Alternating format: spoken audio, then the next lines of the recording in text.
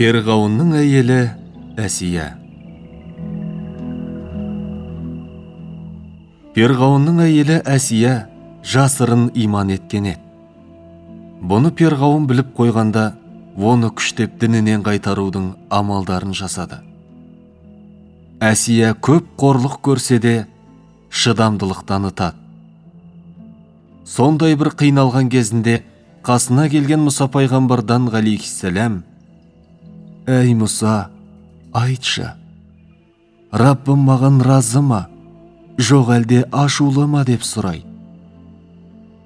Мұса пайғамбар ғалейхиссалам оған: «Әй Әсия, 7 қабат көктегі періштелердің бәрі қазір сенің жолыңды тосуда, бәрі сені сағынышпен еске алуда.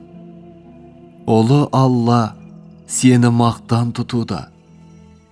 Қалаған нәрсеңді маған білдір, міндетті түрде орындалады» деп жауап береді.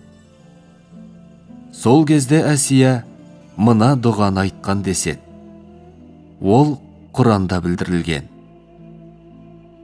«Уа Раббым, жәннатта маған өз қасыңнан бір үй тұрғыза көр.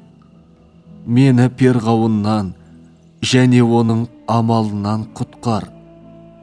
Мені залымдардың тобырынан құтқара көр». Әбу Хурайраның, Алла одан разы болсын, риуаятынша, Перғауын Әсияны 4 қазыққа кергізіп, үстіне диірмен тасымен бастырып, ыстық құмда жазалайтын. Салман Парсының, Алла одан разы болсын, айтуынша, жәбірлеушілер кетісімен, Алланың әмірімен періштелер қанаттарымен оған көлеңке түсіріп, жәннаттағы үйін көрсетіп қуантатын.